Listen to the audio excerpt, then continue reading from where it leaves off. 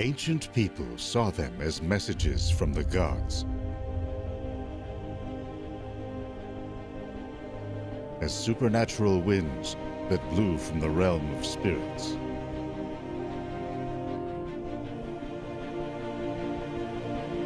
Modern science has linked these polar light shows, called auroras, to vast waves of electrified gas hurled in our direction by the sun.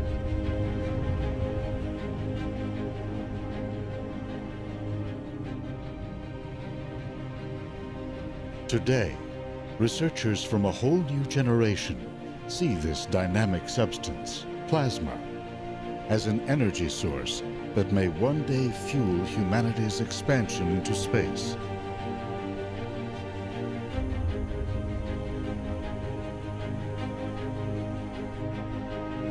What can we learn? And how far can we go? By tapping into the strange and elusive fourth state of matter.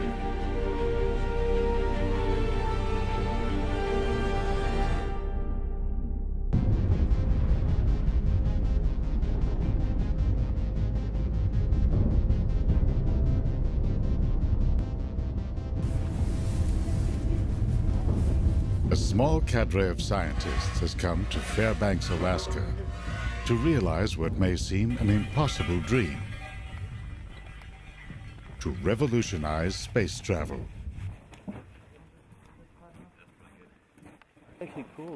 Dr. Ben Longmire and his team from the University of Michigan have designed a whole new type of rocket engine that promises a faster and more efficient way to get around in space. They're here to test components of this rocket by sending them aboard helium balloons to an altitude of 30 kilometers into the harsh environment of space. Above the North and South poles, conditions are about as harsh as you can get.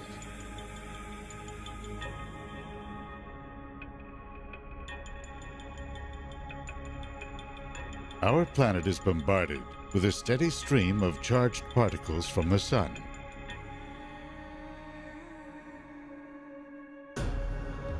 Earth's magnetic field accelerates and channels them, turning the night into a spectacle of color.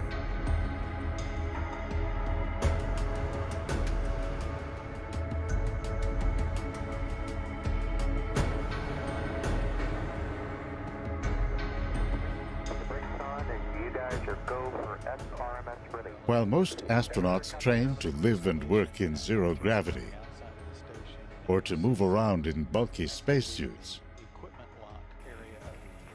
these would-be space explorers are preparing to negotiate some of Earth's harshest environments. Once they launch their payload, it will rise slowly into the upper atmosphere.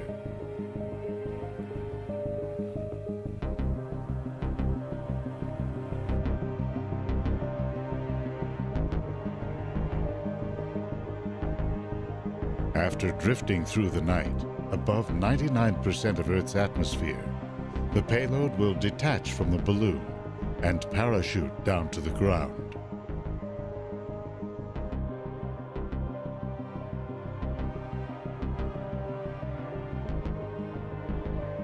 The team must be prepared to retrieve it across a large stretch of Alaska's snowy wilderness.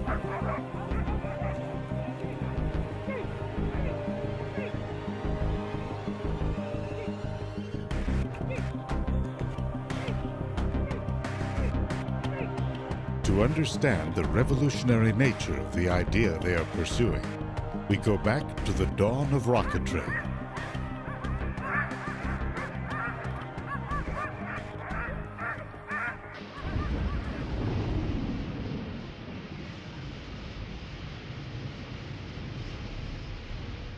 In over 100 years, the technology of a rocket has hardly changed.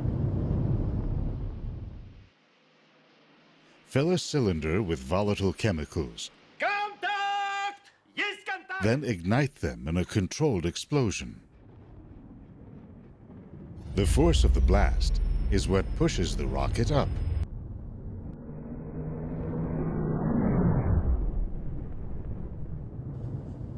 Nowadays, chemical rockets are the only ones with enough thrust to overcome Earth's gravity and carry a payload into orbit. But they're not very efficient. The heavier the payload, the more fuel a rocket needs to lift it into space. But the more fuel a rocket carries, the more fuel it needs. One of the fabled Saturn V rockets of the Apollo era, for example, weighed in at 177,000 kilograms. Filled up with fuel, it weighed almost 16 times that.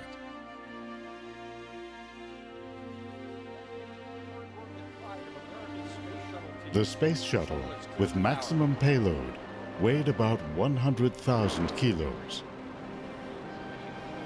Add tanks and fuel, and it lifted off at 2 million kilograms.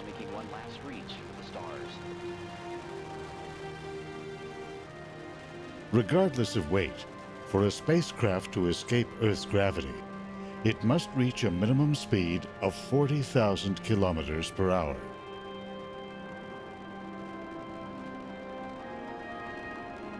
The energy needed to do that meant there wasn't enough fuel for a sustained acceleration to more distant planetary shores.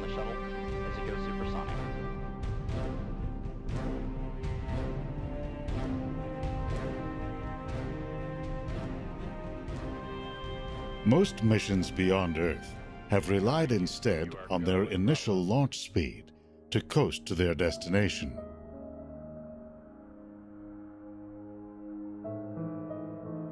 The twin spacecraft of Voyager, for example, did not have enough speed to reach their current positions at the edge of the solar system. To give them a boost, flight planners sent them into Jupiter's gravitational field, using its pull to slingshot them out to Saturn.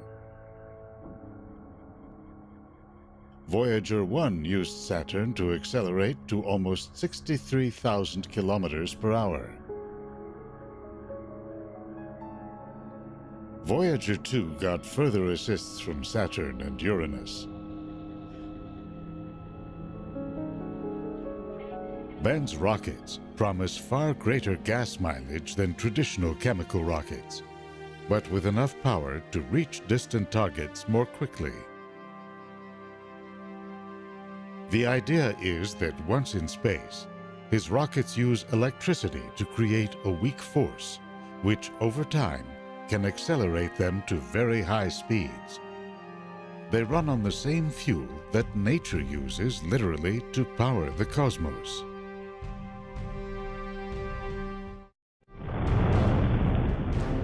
Not long after its explosive beginnings, the universe was awash in vast stores of hydrogen gas. But even as the universe continued to expand, gravity drew clumps of matter into ever denser concentrations. The earliest stars took shape, immense balls of hydrogen gas hundreds of times the mass of our sun. As they contracted inward, they heated up and ignited. Intense radiation now began to flow through the voids. That had the effect, all through the universe, of stripping electrons away from the primordial gas. The universe became filled not with solids, liquid, or gas, but with a fourth state of matter, plasma. On our planet, plasma occurs only in rare circumstances. In a hot flame, a bolt of lightning, or in a blown electrical transformer. Made up of negatively charged electrons and positively charged ions, plasma is in most cases electrically neutral, since the charges balance each other out. That led the physicist Irving Langmuir in the 1920s to compare it to the clear liquid plasma that carries blood cells through our bodies.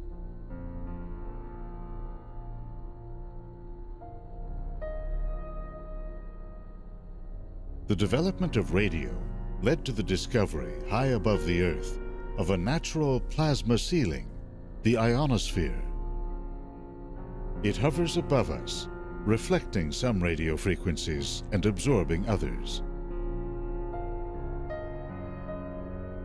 Its importance became clear when engineers noticed that radio waves could, under some conditions, travel beyond our line of sight.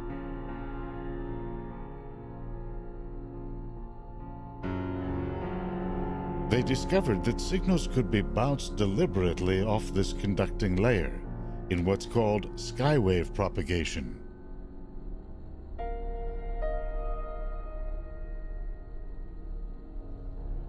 In World War II, a whole new age of global communications came of age when radio was used to execute complex worldwide logistics of troop and ship movements.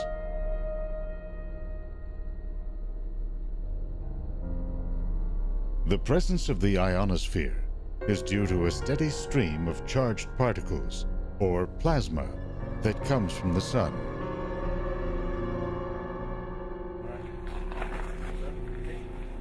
A spacecraft with complex computer components must be able to survive constant exposure to these particles.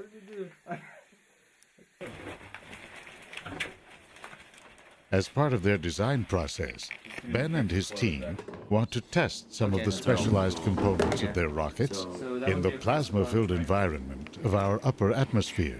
Got it down. I think it's just the sun. Yeah, I think that one's okay. Alright, yeah. I'll wrap the middle one though. Or I can just wrap it. These components will be mounted on a simple frame attached by rope to a high-altitude balloon. Hold on, they're not oriented the same. The frame is also outfitted with an array of novel sensors to take independent readings. One holds a colony of bacteria.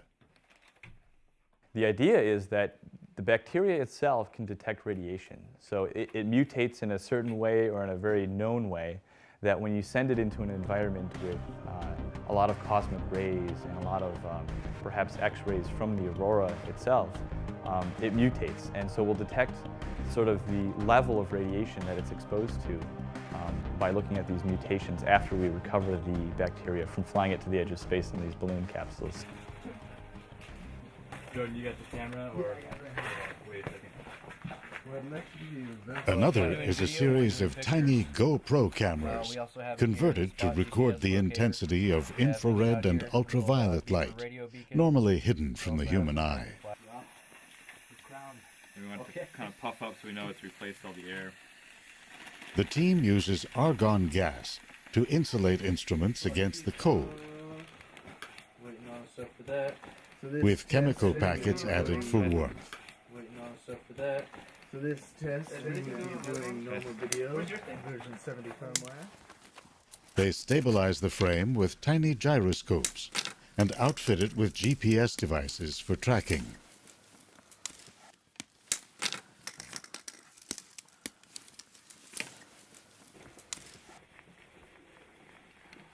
Cool.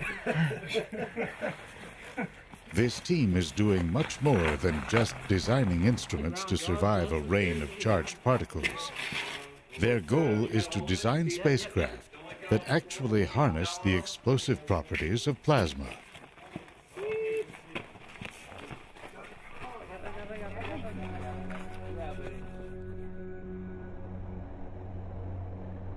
Unlike most matter on Earth, plasma conducts electricity and responds to magnetic fields.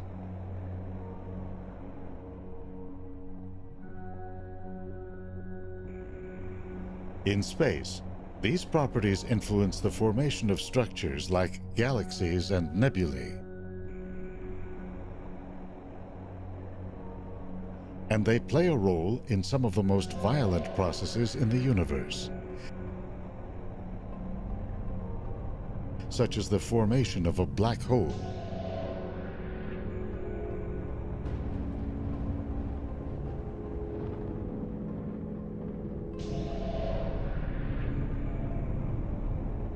It forms in the wake of a giant star's death, when matter collapses into its core.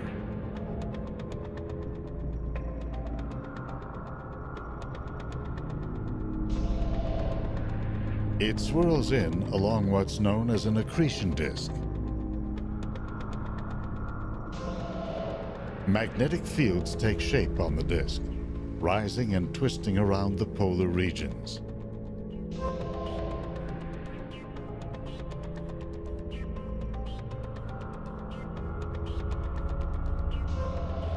They draw huge volumes of plasma up, then shoot it out at high speeds.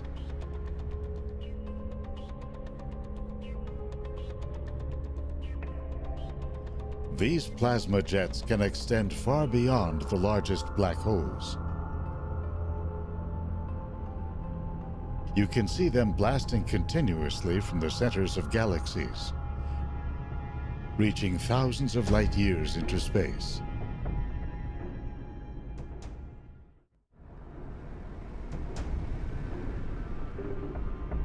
Studies of one giant nearby ball of plasma show what a complex and volatile substance it can be.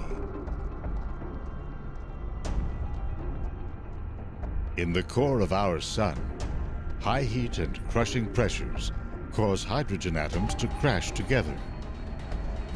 That sets off a nuclear reaction in which hydrogen atoms fuse into heavier ones like helium and carbon, generating heat. This heat slowly rises to the surface of the sun in vast plumes of plasma. You can see evidence of this process, called convection, in a pattern of ever-evolving blobs known as granules. They are like the tops of thunderstorms. Even as energy builds within, the sun's gravity and density can stifle its escape. What carries it out are magnetic fields.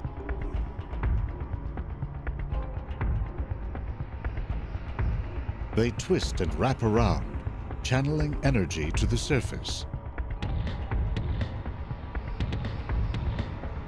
The fields can power immense loops of hot gas, about 60,000 degrees Celsius, then rise up from the solar surface and fall back.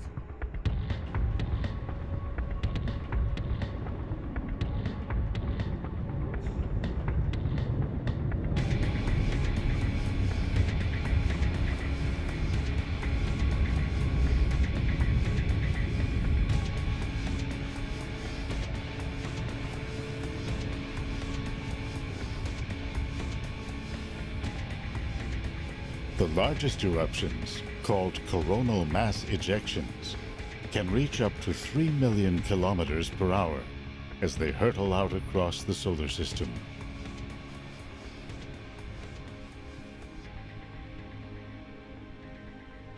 They can literally slam into Earth's own magnetic field.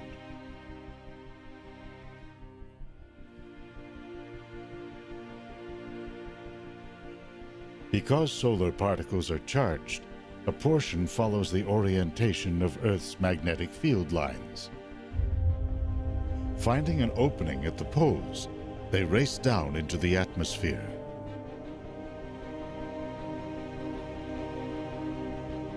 You know this is happening when you see the beautiful lights of the aurora borealis in the far north, or the aurora australis in the south.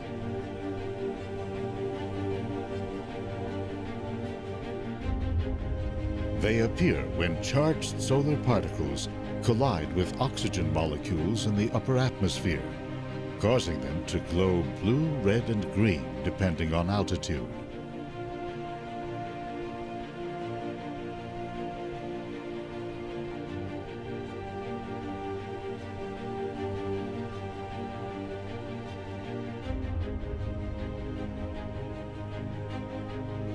Flying through a zone called the thermosphere, some 350 kilometers above the Earth, astronauts in the International Space Station watch in awe as the aurora shimmers, framed by the glow of stars and cities at night.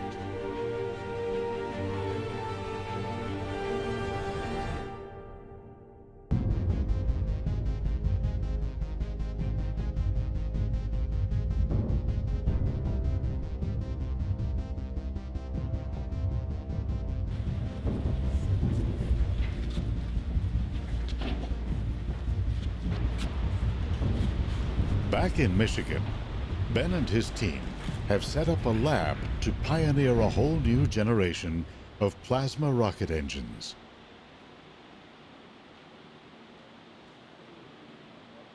The lab recalls an earlier period of space exploration.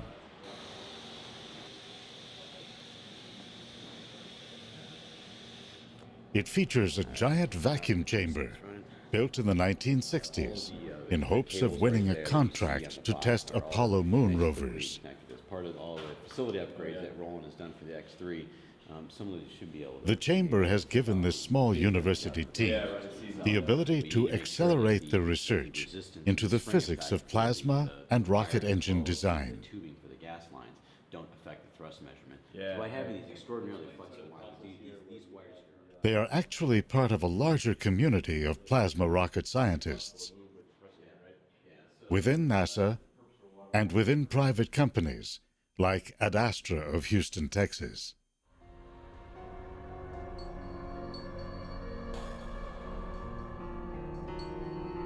Because plasma does not occur naturally on Earth, the challenge is to create it, then harness it.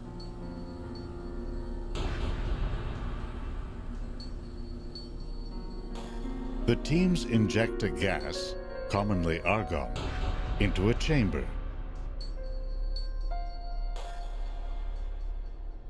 They bombard it with radio waves, which strip electrons from the gas and turn it into a plasma. The soup of electrons and ions accelerates as it moves through a magnetic field generated by superconducting magnets. A second radio blast heats it up to 1,000,000 degrees Celsius. That's enough to blast it out and propel a spacecraft.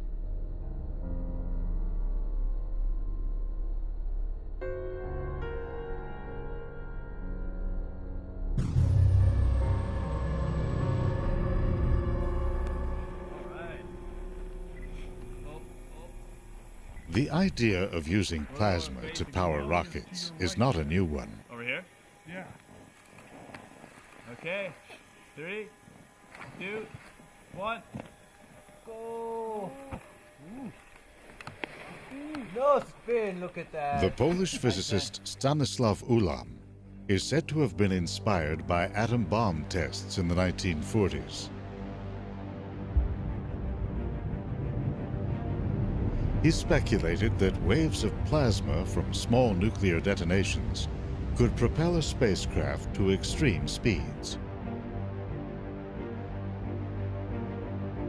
In the 1950s, that idea animated dreams of exploring the solar system in spacecraft like this 360-ton Mars-bound vehicle.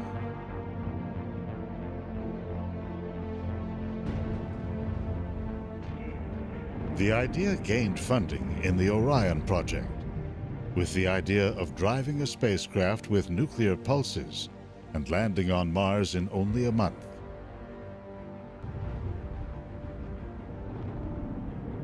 Concerns about radioactive exhaust helped doom the project.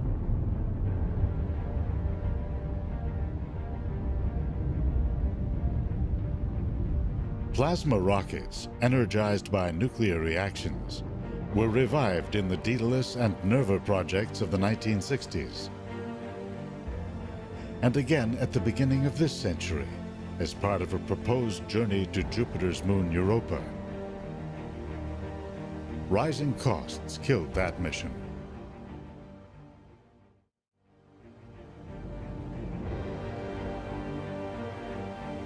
Newer plasma rocket concepts have switched to solar energy to power their engines.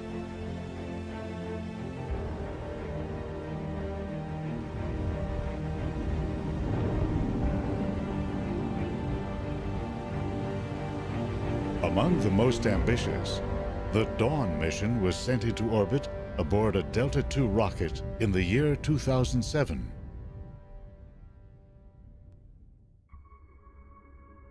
It then headed out on a 10-year mission to the asteroid belt. It uses only about 10 ounces of xenon gas fuel per day. With engines designed to fire for over 2,000 days, over time, it is expected to gain an additional 38,000 kilometers per hour.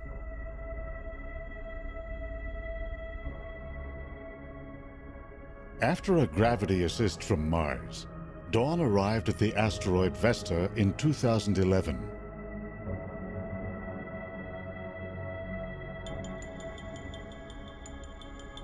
It spent a year mapping its surface and seeking clues to its interior structure.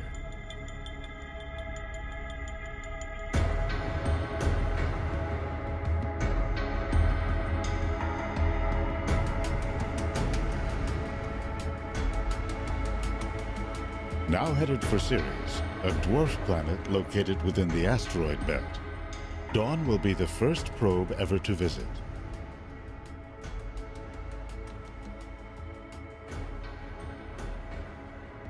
Made up of rock and ice, Ceres may well have an internal liquid ocean.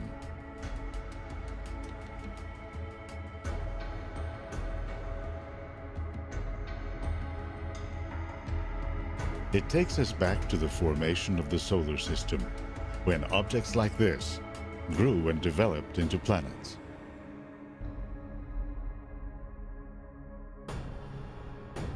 Long-range missions like Dawn are just one of many uses for plasma rockets. So NASA launches spacecraft with ion engines and Hall thrusters on board. Almost every new geostationary satellite that a company will invest in and put up in orbit will have some sort of electric propulsion device on board to do station keeping, so to do little changes in attitude and maneuvers to keep it in its geostationary orbit. NASA is planning to use a plasma rocket to do some even heavier lifting as early as 2016.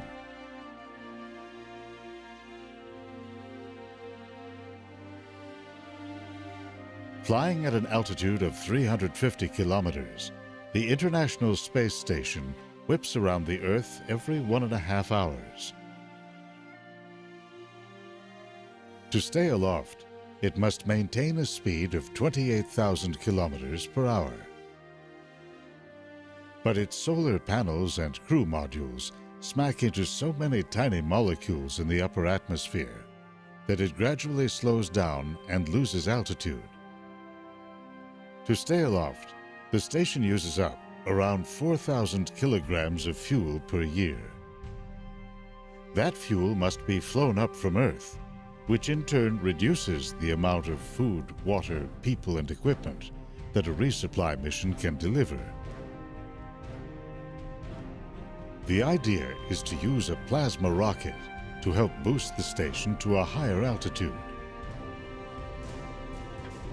powered by electricity generated by solar panels aboard the station. Plasma rocket builders like Ben hope to one day scale up the technology to power a long-range human mission.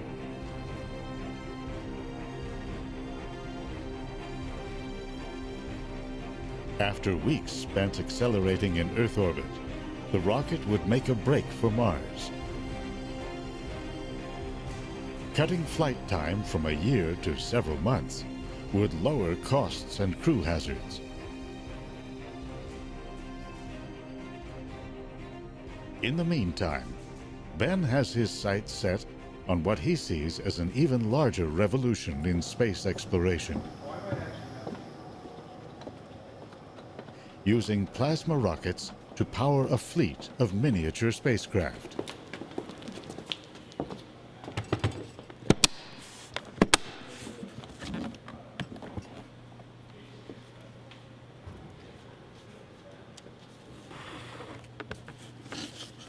Ben's rockets are so small that they can fit into your carry-on luggage. So here we have a CubeSat. This is a small spacecraft. Its total mass would be something on the order of 5 kilograms, so it's about 10 pounds. It's 30 centimeters by 10 by 10. This is considered a 3U spacecraft, so 3 units of 10 by 10 by 10. And we'd like to send this small spacecraft up with one of our new propulsion elements in it. This is a rapid prototyped propellant tank. So we would use this tank to store our propellant.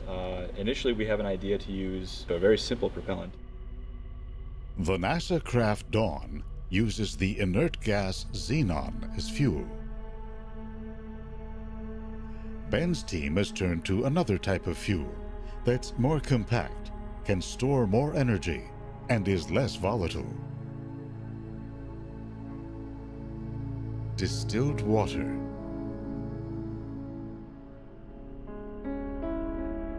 We'll ionize that propellant with radio waves, and that'll form a plasma. So we'll strip off some electrons. We'll have this sea and collection of ions and electrons. We then accelerate, we superheat that plasma, and then we accelerate it through a magnetic nozzle. So the plasma never touches a material boundary, so it doesn't cool off. All of that would be contained within this spacecraft. So the propellant tank is designed to be the right size and dimension, and we'd have a propulsion module within the CubeSat itself. This is an early prototype circuit board, just this component that would sit inside of the CubeSat, and it would take the DC power from some sort of solar panel on the surface, change that DC power into our radio waves that we need to ionize the propellant into a plasma. We then shoot this plasma out the back, and we apply just a little bit of force. It's not a whole lot. It's something like the force of a sheet of paper sitting in your hand. And because there's very little drag in space, we use this small amount of force applied over a very long amount of time to accelerate to very high velocities with the spacecraft. And so if we do that, we can send these little micro spacecraft, nanosats, we can send them to places like the moon, we can send them to Mars, and someday we'd like to send them even as far as Jupiter and maybe put some little sensors on board and be able to detect possible life on some of these moons out near Jupiter and Saturn. So instead of a $1 billion NASA mission to explore the moons of Jupiter, we can get away with something like a $1 million spacecraft mission with one of these small sats. And so that's the real advantage, being able to have a very low barrier to entry financially and technologically to make some of these innovations really quickly, go fly them, go fly often, and make these discoveries.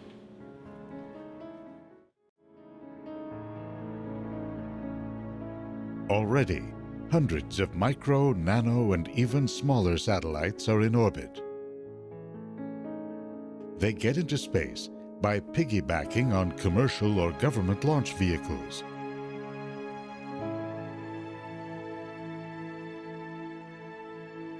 Their missions range from communications and intelligence to Earth imaging. Because the cost of building them is so low, the number of tiny satellite missions is on the rise. Yeah, there was no other satellites up there. With an array of plans already materializing, the team is tapping into satellite traffic and orbital communication systems. Looks like we won't quite go over to the ground station here.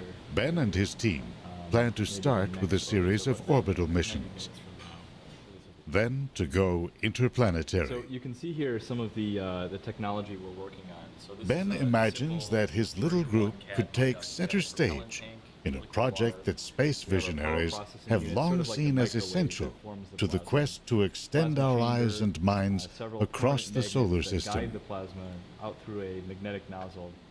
Recently, we also envisioned that a large cadre of these small spacecraft could form what would be an initial interplanetary internet.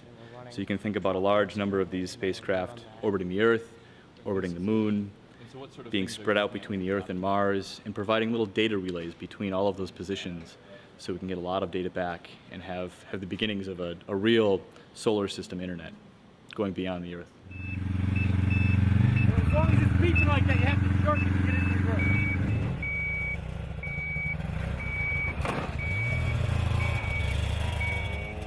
road. Back in Alaska, their latest payload has flown all night at an altitude of over 100,000 feet.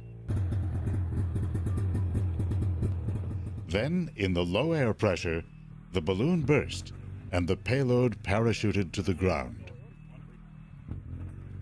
Point at it.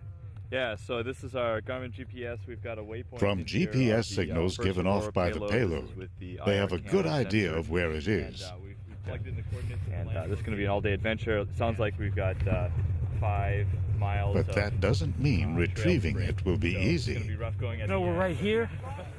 And you see where it says sled road? Yeah. That's the trail we're going to be following down. Oh, wow. John knows where there's a cutoff that's going to take us off that sled road over to Dune Lake. And this little pond or lake right here, just to the west, maybe about a mile north, is where we believe the target is. The payload to be, yeah. So we're going to come down here, we're going to look for the turn, head out to Dune Lake, and then we're going to be off trail from here all the way up to here. Wow, okay. It's about 5 miles. All right. And then we're going to have, both Hans and I have these GPS locator devices. So we've got our first payload, Aurora 1, that we're going to go recover and track. We are going to use these snow machines to recover. We've got 2 expert guys that go track these for a living. Sort of, one guy's a retired helicopter military pilot. And we've got GPS units, all the coordinates plugged in. We're about 26 miles from here as the crow flies. We're about 35 miles by trail, last 5 miles being really off trail, so we're gonna have to break some new trail. The plan is to navigate well-worn snow trails and get within striking distance.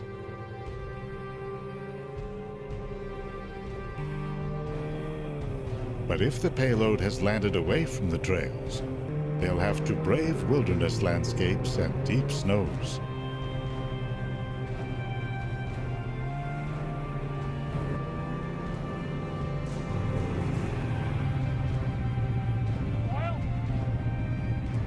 Payload is marked with that dot. Oh, so we are heading down south. We are on this road. We're heading north. It takes nearly all day to get to a point about 7 miles from the payload.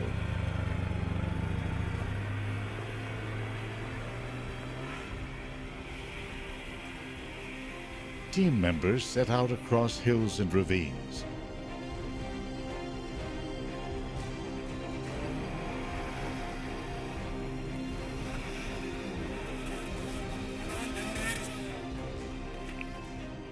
They get to within 2 miles. With time running out, they turn around. It was too far away still to snowshoe in and snowshoe back and get back before dark. Not going to happen today. We're going to go back, recoup, probably send a skeleton team down tomorrow and try for a second recovery. Really disappointing we couldn't get there. You know, I feel like we're so close. This thing came 50 miles from the initial launch site. It was floating around in the atmosphere for 10 hours. Right, I know. And you know, it's so frustrating just to get within 2 miles.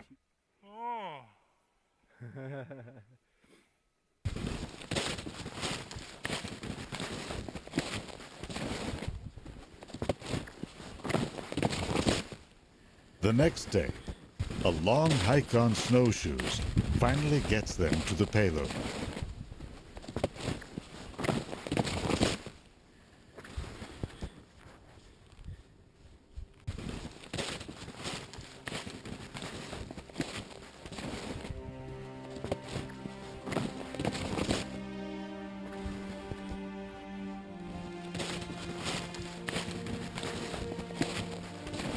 Later on, they'll say it was worth the effort.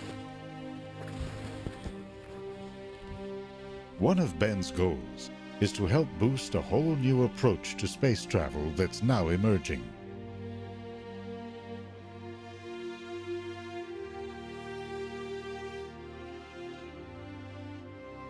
May 2012 marked a major milestone in the rise of free enterprise in space.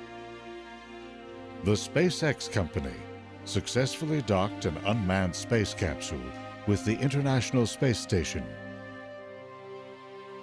It followed that up 6 months later with the first commercial resupply mission.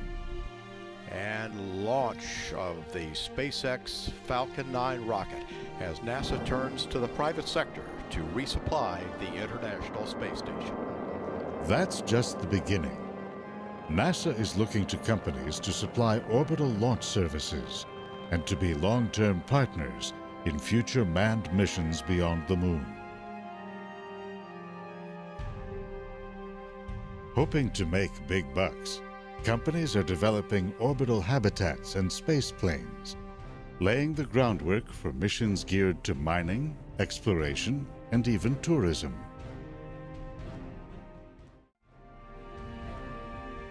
To Ben, this new race to space will go to the swift and the innovative. Today, because of weather and winds, he and his team have chosen to launch their payload from the spectacular Ruth Glacier in Denali National Park.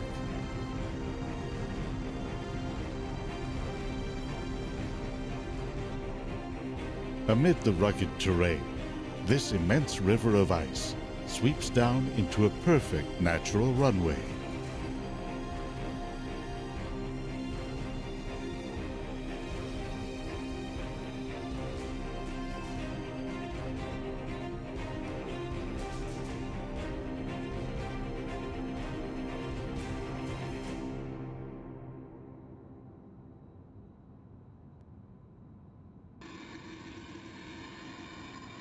The payload and frame have been pre-assembled.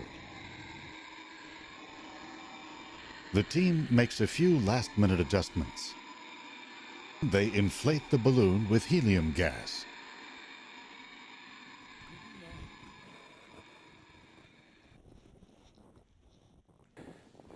With dusk approaching, balloon and payload are ready.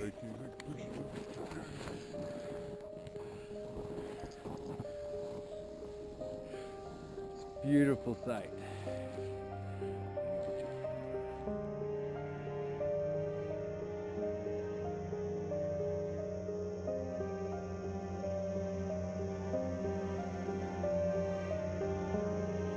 Got positive buoyancy. Both GPS devices are on and locked. Last camera check. Do a pan of the team.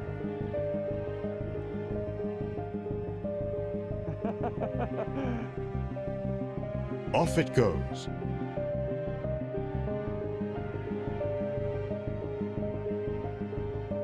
The balloon drifts up through the dense polar air.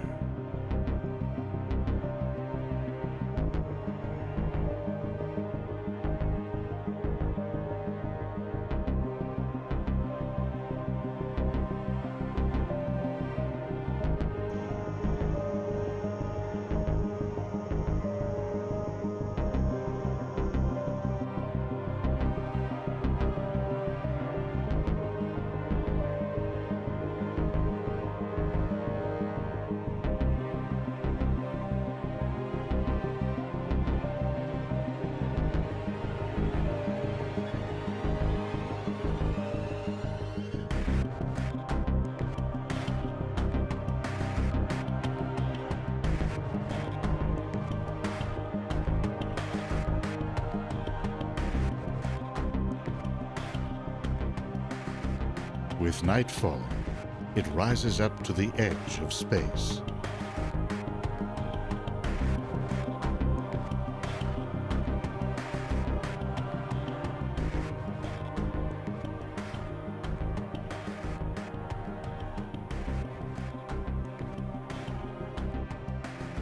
Meanwhile, overhead, a solar storm is raging.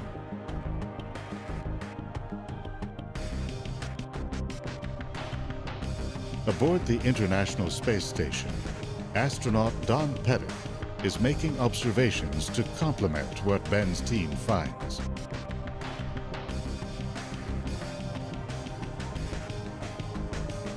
He passes over the Arctic several times during the balloon's flight.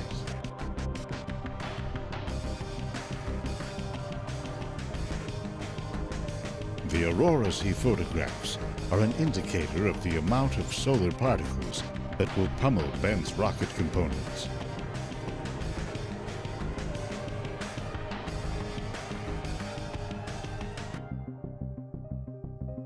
This is a time of high solar activity, approaching the peak of an 11-year cycle.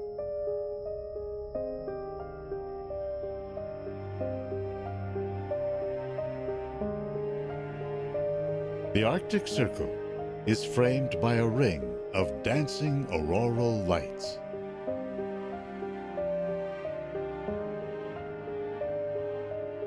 Curtains of green and red and blue drape our planet's graceful curve.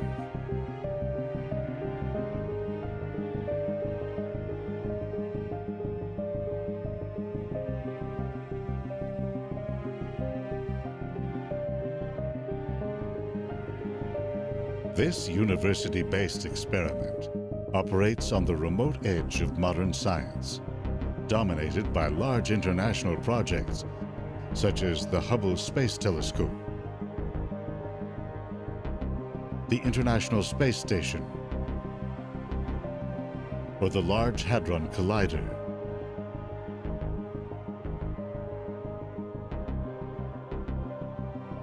So this technology that we're trying to miniaturize is significant in the sense that it sort of opens up new frontiers in the same way that miniaturizing computer technology to a point where it fits in your pocket. So everyone carries around a cell phone. They have these miniature computers. It does a lot of data processing. It gets you to your destination by GPS. That sort of technology didn't exist 20 or 30 or 40 years ago when you had these big mainframe computers that were at national labs. So we're trying to change the paradigm of space exploration from the national lab case to the cell phone case, the miniature case, to be able to do a lot more things and improve our capability as a species.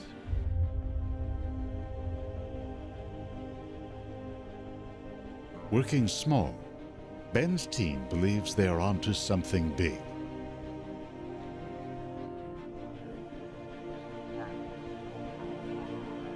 Their goal is not only to open new avenues of space exploration, but to actually seize the initiative.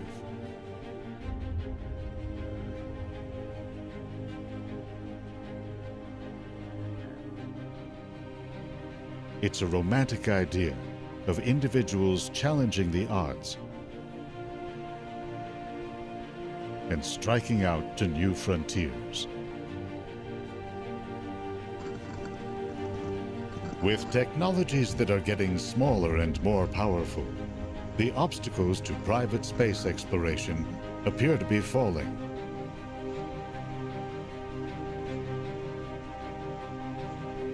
Who will hold back this new breed of explorer?